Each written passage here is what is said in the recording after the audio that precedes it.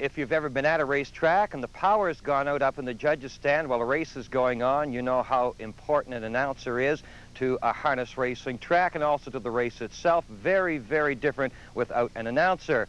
In the Maritimes, we are blessed with an abundance of very good track announcers, and one of the top ones is at Tarton Downs in Sydney by the name of Norm Kazira. Greg Boone went over to Tarton Downs, went to the announcer's booth. He tells us the story about Norm Kazira and announcing a race. Race 1 on the stable turn. Field of 7 entries. Norm Kazira was 17 when he started as a backup track announcer in Sydney. And over the past 16 years, it's his voice that's become the familiar call at Tarton Downs. They're off and racing. Cheryl's Hope first out for the lead. Impressionist takes up on the inside. Wide into the turn, Sassaloo. Following up is Cambrian Kerry. I usually come up about an hour before post. I like to look over the program, get the changes. I have a chance to talk to some of the horsemen, you know, and just sort of get the feel of it. Just get a little edge on for the night, and let's put a little bit of excitement into the call, you know. On by the opening quarter they go, Sassaloo. We'll do the early cutting with Cheryl's Hope second. Length and a half back third, Impressionist fourth, Cambrian Kerry. Although he's heard other track announcers, he doesn't try to copy a certain style. And Kazira says it's often a spontaneous effort because each race is different. 31 seconds. Sassaloo is on the front end by a bit more than one. Cheryl's Hope second. Impressionist is racing third, fourth, Cambrian Kerry. Fifth through the lanes to the half-mile, Michelle's Royal, then Ujama and Randy Starr. No change by the half to the 5/8 they go with Sassaloo. At all tracks, the announcer is an important link between the action and the patrons. For Kazira, he feels what the people feel and is often just as excited. Ujama off stride once again as Randy Starr. They're round the lower turn to the 5/8, half stepped in, 105 and 2. Sassaloo is still in control with Cheryl's Hope sitting quietly second. Now on the move, third, Impressionist following with cover, fourth, Michelle's Royal. Holding in 5, Cambrian Kerry, then Ujama and Randy Starr. By the 3/4 they go. I think the big thing is to relate to the people, like the patrons, to well, to keep them thinking what they're here for. They're here to look at the horses, do some betting, and to keep their interest up during the race. And, you know, they got their $2 down on a horse, and like you feel the same as they do, really. And you try to put the little bit of added excitement into a race call, maybe when the favorite on the board is bet down pretty good, and he's maybe motoring down the backside or something, and looks like he's going to win it. You add a little bit more to it because most of the people out there have that horse betting. It adds something, you know. Impressionist showing good speed on the outside, right on to the lead. With the Sassaloo hanging tough second, Michelle's Royal on the move third. Racing in 4, Cheryl's Hope and 5th, Cambrian Kerry. 3/4 stepped in, 139 and 2. They're around the far turn for the final time. Impressionist opening it up on the front end with Michelle's Royal and Cheryl's Hope. Down the stretch they come, faster, faster, says the master. Impressionist responding, running away through the lanes with Michelle's Royal. Here's Cheryl's Hope at the wire. Impressionist going away. I'm Greg Boone for At the Track. Well, the one word to describe harness racing around Atlantic Canada last week was fast. In fact, we could say very fast. We'll start with Fredericton. That's Labatt Summer Supremacy Series. Ajo wins the second straight leg in 2:01 1/5. Over to Summerside, Vic continues his winning ways, 2:03 4/5 a mile. St. John, Sunshine down, 2:03 2. Then we're down to Sackville Downs, the Rainbow Haven feature, and an upset winner here, the 3-year-old Duke Bullet, 2:02, and he defeats Winner's Accolade in that event. 2 big races over at Charlottetown. It was Good Advice in 2 minutes flat. That was in a feature event. Then Big D, the Claude and Joe O'Brien Memorial, 2 minutes and 3/5. Over to Truro, Super Rhythm in 2:01 2/5. That's the Tarton Downs and Truro Challenge Series. Over then to Tarton Downs, Jolly Piper, 2:04 1. They had back-to-back programs there, a total of 10 new records. At Champlain Raceway, Atlantic Sire Stakes, 3-year-old Pacing Colts. Maple Grove Shadow comes out in the first of the A divisions, 1:58 4. That was a track, a stakes, and a maritime record for a 3-year-old. It only lasted for 9 races, though, as Kilkerran Direct came out in 1:58 1/5. That was in the 10th race of the night. Top drivers on the week, Wally Hennessy had 12 winners. Then we had Danny Romo, Ivan Davies, and George Buster Lewis with 6 winners on the week. And then a big night, one night at the Charlottetown Driving Park, it was Gary McDonald coming home with 5 winners. Well, the Monctonian in 1947 is now the oldest and now the richest free-for-all in the Maritimes. Ron Shaw with the story of the Monctonian free-for-all. 9,000 people poured through the gates of Champlain Raceway for the biggest night of the year at this track, the night of the Monctonian. The purse for the last event on the racing form was the biggest ever in the Maritimes, $50,000. That kind of money makes for a class event. Owners of horses that normally race at tracks like Woodbine in Toronto and Meadowlands in New Jersey were only too eager to come. A heavy-duty race brought some heavy betting. Tents were set up on either side of the grandstand for extra pari-mutuel machines. Like all great races, the Monctonian is steeped in tradition. It began in 1947. This is the only known photograph of the first winner, a local horse named Timetable.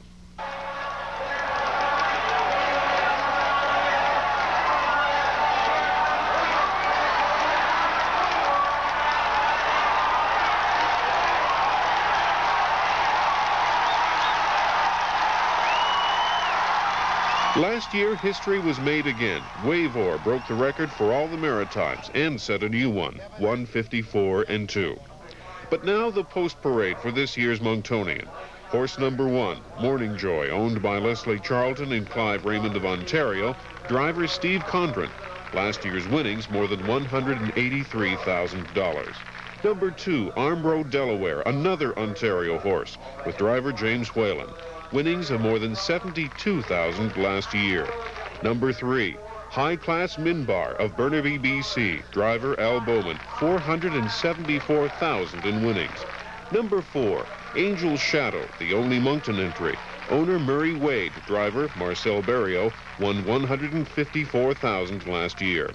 Number 5, Willow Bowl from Trenton, Ontario, owned by Roger Parker, driven by Wally Hennessy. Winnings of almost $300,000. Number 6, Greener Pastures, owned by breeders in Ontario and New York, driven by John Brooks. Winnings of more than $292,000. Number 7, Wits End's Gypsy of Hamilton, Ontario, driver Larry Walker. Winnings of $253,000. Number 8, Miraculous Moment from the famous Webby Stable in Dartmouth. Driver Dave Pinkney, winnings of more than $70,000 last year. They're up quickly now on the inside where the lead is Morning Joy. There's action up on the outside. They swing to the turn. Angel's Shadow takes the lead. Morning Joy is racing 2 up on the outside and moving round the turn. Wits End's Gypsy there by the opening 8. Going now for the quarter. Angel's Shadow, Wits End's Gypsy moving on the outside around the turn. Going for the quarter mile. They swing round the paddock turn. Race on by the quarter in 27 2. Off the turn, down the stretch in front of the stand for the first time. Out in front and leading by a length on the inside. That's Wits End's Gypsy on the outside. Greener Pastures. Angel's Shadow racing 3. Morning Joy moving 4. Armbro Delaware is racing 5. High Class Minbar on the outside. Then Willow Bowl and the trailer. Miraculous Moment in the turn now. Going for the half mile. Wits End's Gypsy at 56 4. They're out of the turn on the back stretch for the final time. Angel's Shadow racing in 2 and up on the outside, moving as they go down the back stretch for the final time. Out in front with the lead, it's still Wits End's Gypsy. Angel's Shadow driving 2. Here comes High Class Minbar on the outside. Morning Joy racing 4 on the rail. Greener Pastures moving 5. They go to the turn. Race on by the 3/4 and 1:26. It's Wits End's Gypsy out in front. Angel's Shadow is holding in there. He's second by 2 lengths. Moving up on the outside now. Armbro Delaware, Morning Joy at the 7/8. They come on home. Wits End's Gypsy is the leader. On the outside is closing. Armbro Delaware on the inside. Angel's Shadow racing to the mark. Wits End's Gypsy is going to meet Wits End's Gypsy.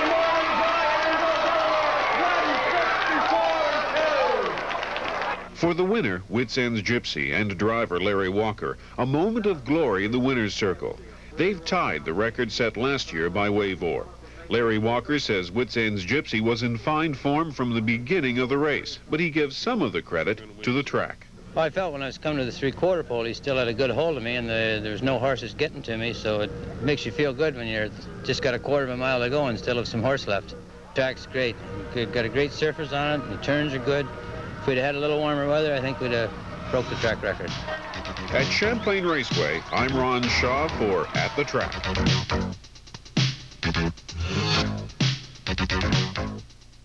History of harness racing terminology. Our first term today is covered up.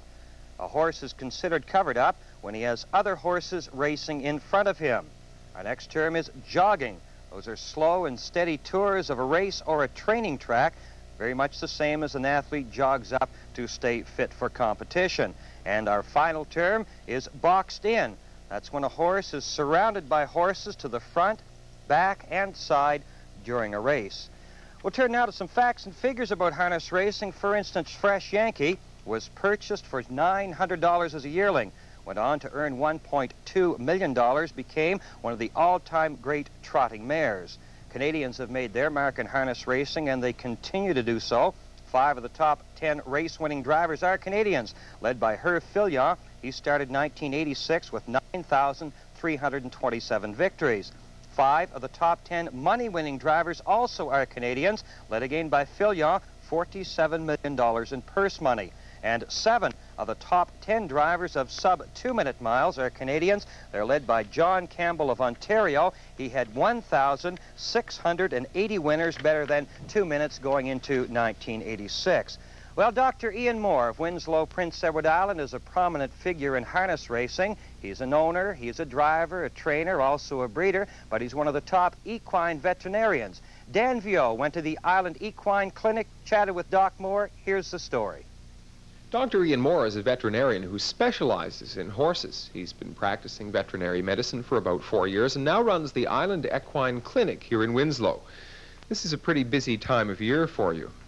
Yeah, it's a real busy time of year. We are breeding a few mares now, and all the colts and race horses are starting to come out of the woodwork. Yearlings that were broken in the fall are now 2-year-olds. I've just been jogging and going slow miles all winter. They're starting to go faster miles now, getting ready for the stake races. And it's the increasing amount of speeds on the firmer tracks that are causing a lot of the lameness problems. Mm-hmm. Ian, can you tell us a little bit about what makes a horse tick? What makes a horse tick? Well, that's a pretty general question, but we have one of our horses here, Saunders Glory. We'll kind of use him for a demonstration. He's not racing now, but he has a few good points in his conformation that we could maybe point out. Conformation is a horseman's term, I guess, which describes the way a horse is built in general language. And when I talk about a horse's conformation, I like to divide it into body conformation and limb conformation. Mm-hmm. You need a certain body conformation for certain things, and you need a certain limb conformation for certain things. When you're talking about race horses, limb conformation is no doubt the most important aspect. Certain faults in horses' conformation can definitely lead to lameness. It's probably one of the 3 major causes of lameness in the racing standardbred today. This horse has a pretty good body conformation for a standardbred. He's rather muscular, blocky, what horsemen call blocky, I guess. He has a good chest in this region here. He has lots of width in his chest, and he has a nice round body and enough length to suit the overall proportion of his body. And when we're talking about the hindquarters, he also has a nice rounded muscular hindquarters. And in the standardbred, the hindquarter is where most of the power comes from when they're pulling a race bike or a sulky. On a horse, it's the same height here all the way along. Now, when you have a 2-year-old, they often grow out of proportion, where you might have it higher in the back end than they are in the front end, but they usually catch up to each other. Other basic features as far as limb conformation, you also want to draw imaginary lines running down this way. Everything your line should be right in the center of the leg, the knee should be on straight, good cannon bone, good ankle, and nice straightness down in this area here. The foot's not turned out or turned in. Everything should be pretty well straight, and then you're also having a line this way. What about intelligence? Is a smart horse a better racehorse than a dumb horse? Well, some people might laugh, but I kind of think they are. You know, every horse has a different temperament. Not really talking about brains, but more or less a temperament and the emotional characteristics of a horse.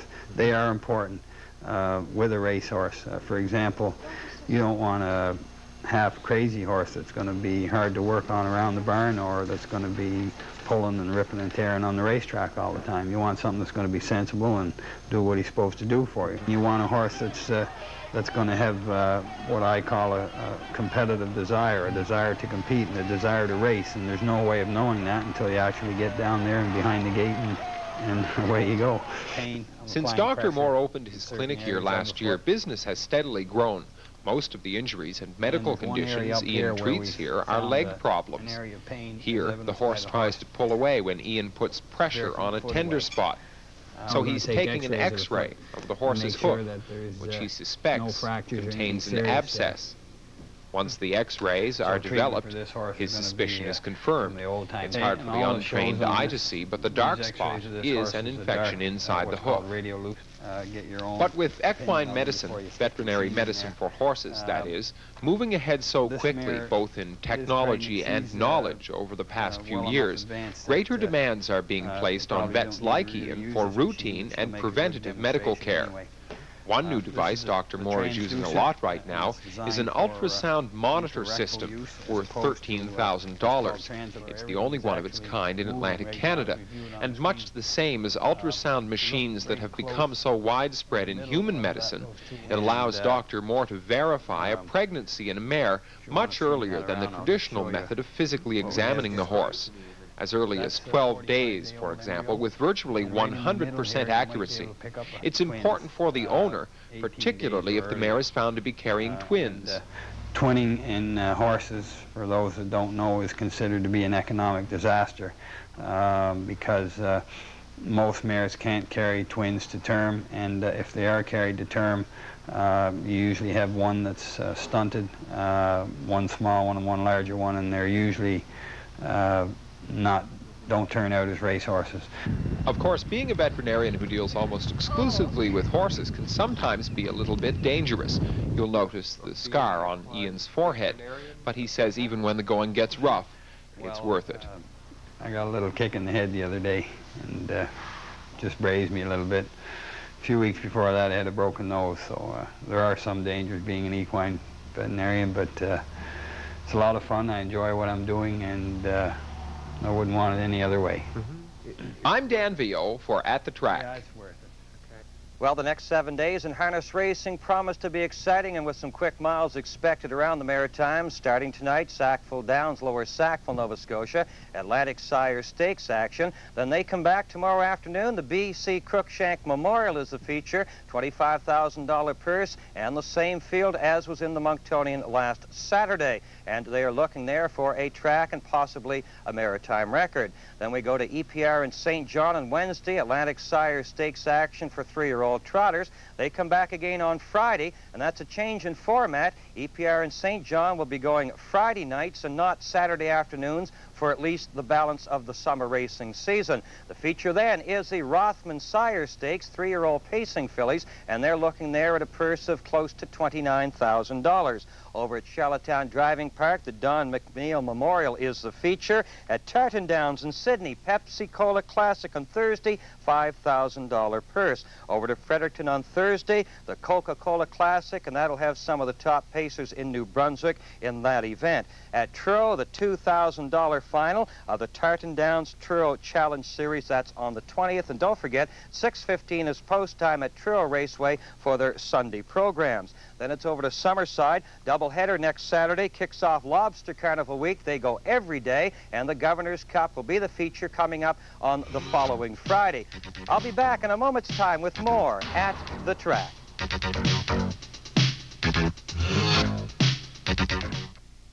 that's it for another week of At the Track. We hope you enjoyed our show this afternoon, and once again, we're going to issue an invitation to you on behalf of the 8 extended parimutuel tracks in the Maritimes to drop out and get a taste of harness racing. Bring everyone along. It's a great family sport. And once again, we're going to thank you for the many letters that you have sent in. We'll call for more letters. Just send them to me, Howie Trainer, care of At the Track, Post Office Box 5004, ATV in Moncton. That's P.O. Box 5004, ATV in Moncton. Well, we have an interesting show coming up next week, our feature race, the $25,000 BC Crookshank Memorial, coming to you from Sackville Downs in Lower Sackville, Nova Scotia, and they're looking for a track and possibly a maritime record in that event. We'll also chat with Dave Downey. Dave, the race secretary at Champlain Raceway in Dieppe, and one of the most common questions in harness racing is how do you decide what horse races against another horse? And Dave will have all those answers, show you the draw and how a harness racing program is put together. And again, we'll go behind the scenes over to Charlottetown Driving Park, and we'll chat with a paddock judge, someone you don't hear too much about, but playing an integral role in the harness racing program. Until then, I'm Howie Trainer, At the Track.